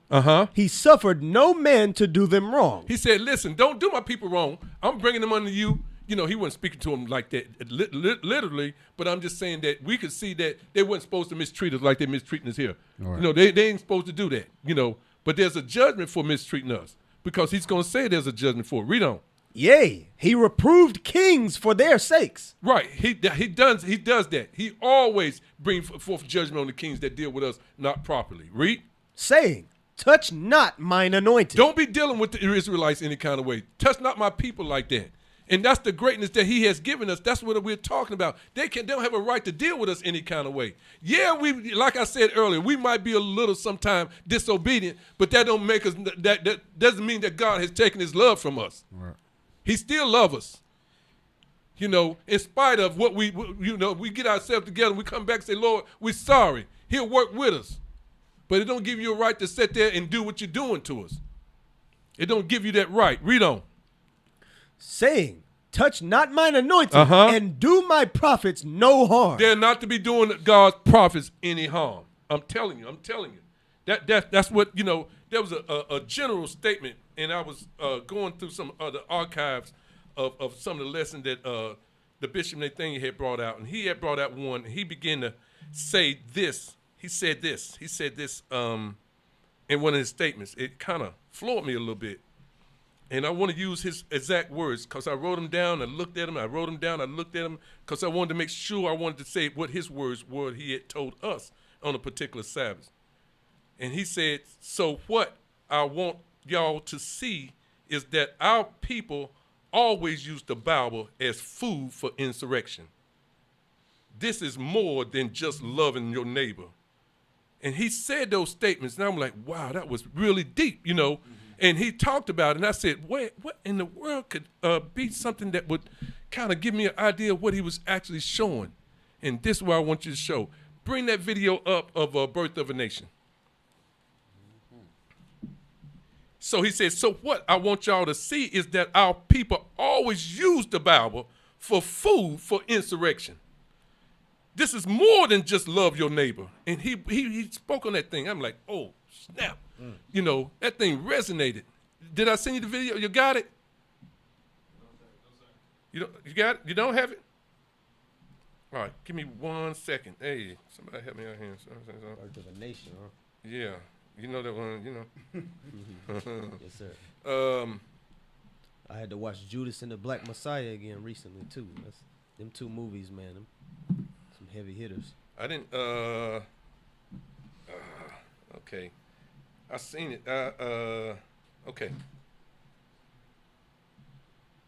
It's a lot here. I'm sorry. It's not on the channel. Hey, get Psalms chapter 149. This is one of the scriptures that what's his name? Nat Turner. Nat Turner. You know, used for insurrection. This is one of the scriptures right here. Go ahead and read that Psalms 149. Psalms chapter 149. And this is how our people should be. Our people should, you know, our people should realize who they are, okay, and stop delegating yourselves to the bottom of the barrel. We are way more than that. God has we earlier in the radio show we read how God feels about us. He gave us all the knowledge. He loved us. He chose us to be above all people. All right, so go ahead and read that. Praise ye the Lord. Sing unto the Lord a new song. Sing unto the Lord a new song. Cut that rap stuff out about selling drugs, popping this sister, doing this, doing that unto your own people, destroying your own people. Sing a new song, how you a royal priesthood. How about that? Sing a new song, how about how you kings and princesses. How about that? Sing a new song, how you gods. Go ahead, read on. And his praise in the congregation of saints. Let Israel rejoice in him that made him. Let Israel rejoice. Why will we rejoice? Because the whole world belongs to us. Right. Rejoice in that. Go ahead. Let the children of Zion be joyful in their king. Let y'all be joyful in your king, the black Messiah that died for your sins so that you may be forgiven. So you can be forgiven out of that adulterous lifestyle. So you can be forgiven out of that murderous lifestyle. Okay, of that envious and covetous lifestyle. Okay, read on. Let them praise his name in the dance. Let them sing praises unto him with the timbrel and harp. Okay, read on. For the Lord taketh pleasure in his people. The Lord keep bigging us up. He keep bigging us up over and over. He take pleasure in his people. Go ahead. He will beautify the meek with salvation. He's going to beautify us with his salvation when he comes back to destroy the other nations for our sake. Read on. Let the saints be joyful in glory. You need to be joyful in that. Be joyful in the new moon. Be joyful in the Sabbath. Be joyful in Passover and Tabernacle. Be joyful in your heritage and your culture that have been stripped from you and taken away from you by violence. Go ahead. Let them sing aloud upon their beds.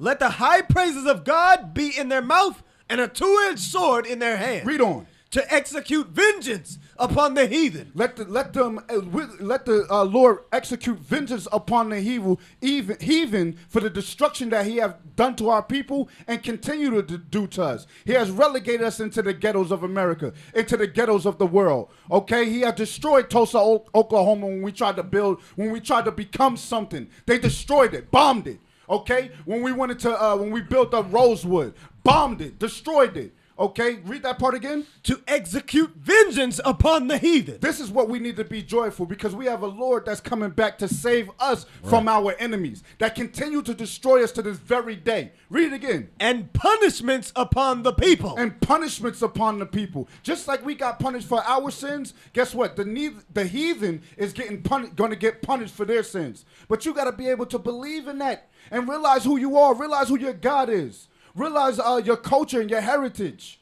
But, our people love sexy red.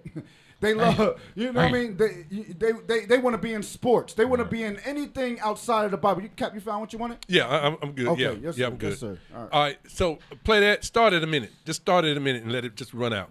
Just start at a minute. Start at a minute.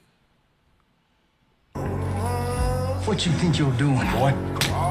I asked you a question. You're done preaching for a little while. You learned your lesson, boy? Oh, yes. I've learned. To watch a strong man broken down is a terrible thing. The Lord's spoken to me. Visions of what's to come. A rise of good against evil. What are we gonna do? We'll fight. But once it begins, our brothers and sisters will join. And we'll number in the hundreds, thousands even. And we'll rise up. I like the waves. We'll rise up. You fight. In spite of the ache, we'll rise up. You fight for us all. We'll do it 1,000 times again.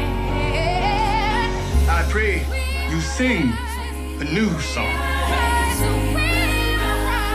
Praise of God be on the mouths of the saints and a two-edged sword in their hand to execute vengeance on the demonic nations. Sing to him a new song. And we'll rise up. I like the waves. We'll rise up. In spite of the ache, we'll rise up. And we'll do it 1,000 times again. You're waiting on something. Waiting on us.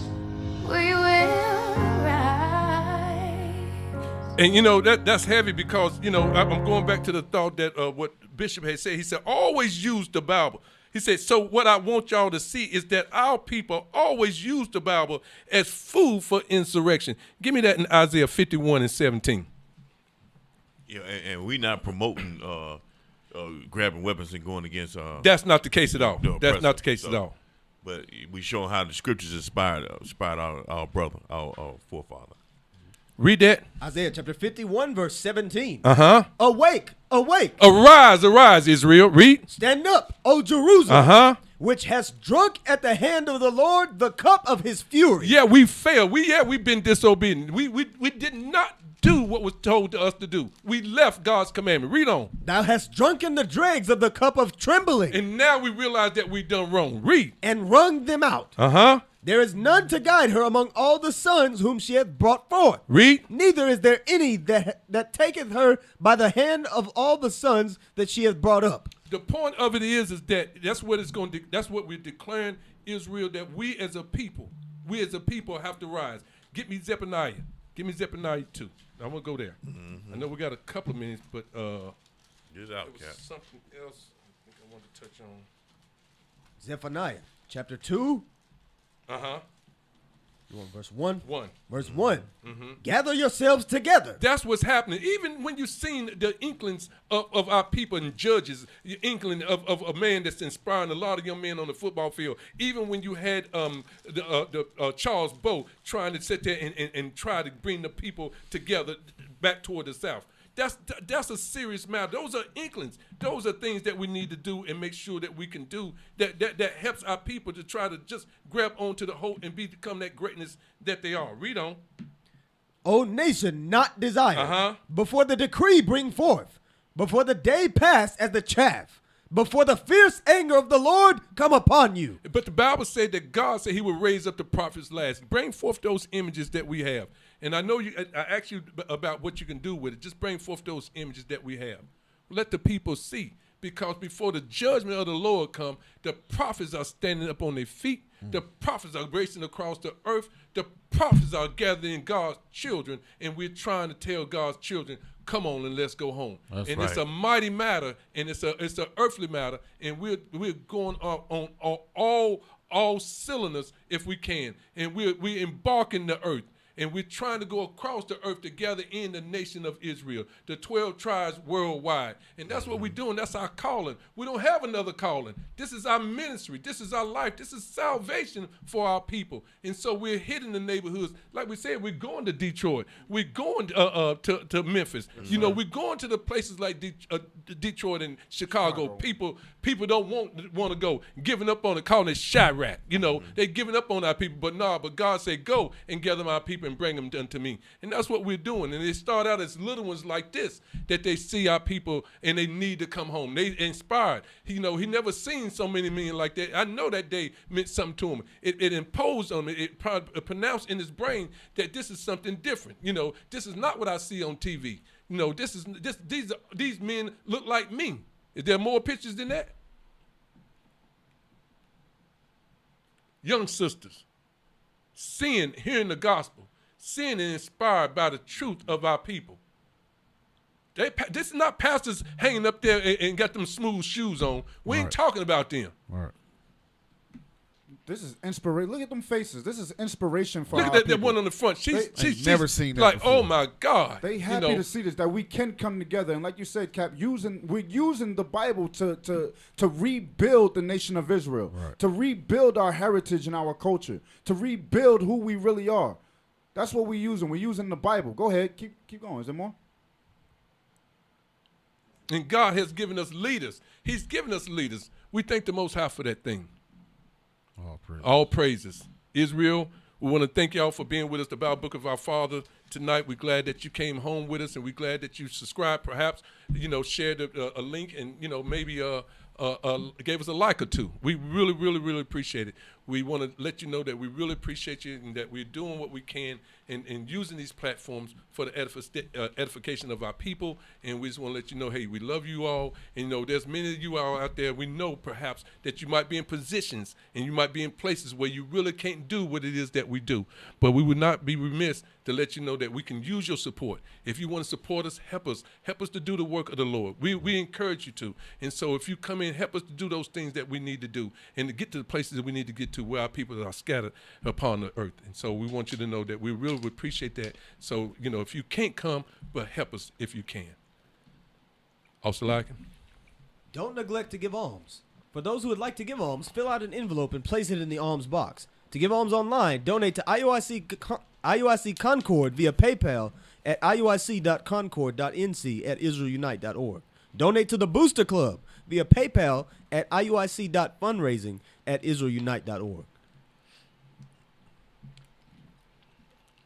Hey, appreciate it, Israel. We thank you for everything being with us tonight. Hey, let's get ready for our feast. We're excited about the new moon. And so, we know that you all are gathering to your local cities and to the local sanctuaries. And so we want to bid you, a happy feast, happy new moon. Hey, there again, we love you. Hey, anybody got anything you want to lead out with? Anything? Happy New Moon. Hey, happy new moon. Blowing the trumpets. Shalom, Israel. Shalom. Hey, shalom, Israel. Most High in Christ bless you all.